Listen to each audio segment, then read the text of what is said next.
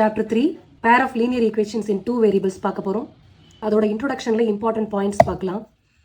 Linear ஈக்குவேஷன்னா நமக்கு என்னன்னு தெரியும். ஒரு ஈக்குவேஷனில் வேரியபிளோட பவர் 1ன்றது தான் லீனியர் ஈக்குவேஷன். இப்போ நம்ம linear equation in two variables பார்க்க போகிறோம். அப்போ அதோட ஃபார்மெட் எப்படி இருக்கும்னா ax + by + c அப்படின்ற ஃபார்மெட்டில் இருக்கும். அதான் linear equation in two variables.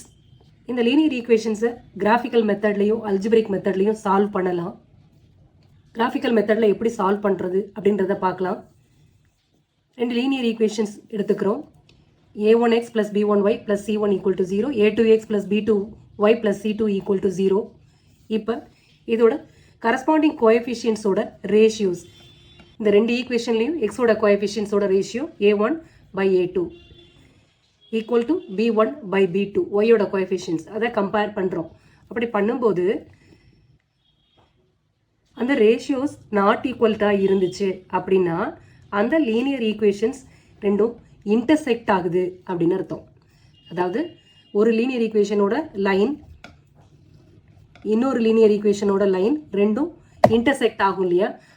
அந்த மாதிரி இன்டர்செக்ட் ஆச்சுன்னா அந்த பாயிண்ட் தான் அந்த ஈக்குவேஷன்ஸோட சொல்யூஷன். இப்போ இந்த ரேஷியோஸ் நாட் ஈக்குவல்ட்டாக இருந்துச்சுன்னா அந்த ஈக்குவேஷனுக்கு சொல்யூஷன் இருக்கு. அப்போ அந்த சொல்யூஷன் இருந்துச்சுன்னா அந்த pair of linear equations consistent. Second கேஸில் இப்போ எக்ஸோட கோஎஃபிஷியன்ஸோட ரேஷியோ ஒய்யோட கோஎஃபிஷியன்ஸ் ரெண்டையும் ஈக்குவலாக இருந்து கான்ஸ்டன்ட்டோட கோஎஃபிஷியன்ஸ் அதோட கம்பேர் பண்ணும்போது அது நாட் ஈக்குவலாக இருந்துச்சுன்னா அந்த ஈக்குவேஷன்ஸ் கூடிய கிராஃப் பேரலாக வரும். இது ஒரு ஈக்குவேஷன், இது ஒரு ஈக்குவேஷன், அதுக்குரிய கிராஃப். இந்த ரெண்டு லைனுமே எங்கேயும் இன்டர்செக்ட் ஆகலை. ஸோ அப்போ அது பேரலல் லைனாக வரும்.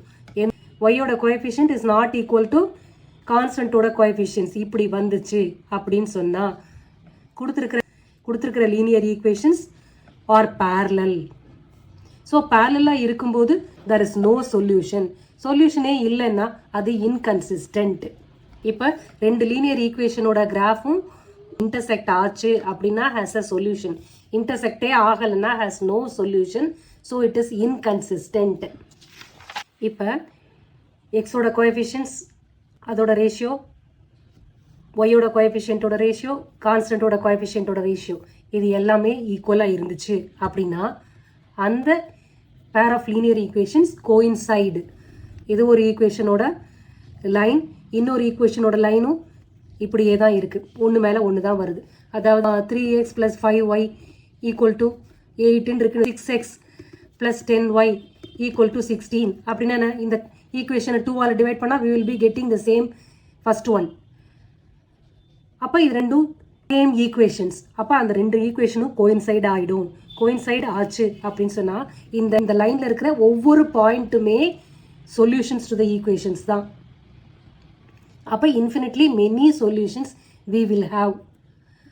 அப்போ இன்ஃபினிட்லி மெனி சொல்யூஷன்னா அந்த ஈக்குவேஷன்ஸை டிபெண்ட்னு சொல்லுவோம். ஒரு பேர் ஆஃப் லீனியர் ஈக்குவேஷன்ஸ்க்கு ஒரு சொல்யூஷன் இருந்தாலே அது கன்சிஸ்டன்ட். இப்போ இன்ஃபினிட்லி மெனி சொல்யூஷன் அப்படின்னா so it is also consistent. இப்போ அல்ஜிபிரிக் மெத்தடில் எப்படி சால்வ் பண்ணுவாங்க? சப்ஸ்டியூஷன் மெத்தடும் எலிமினேஷன் மெத்தடும் யூஸ் பண்ணி சால்வ் பண்ணுவாங்க.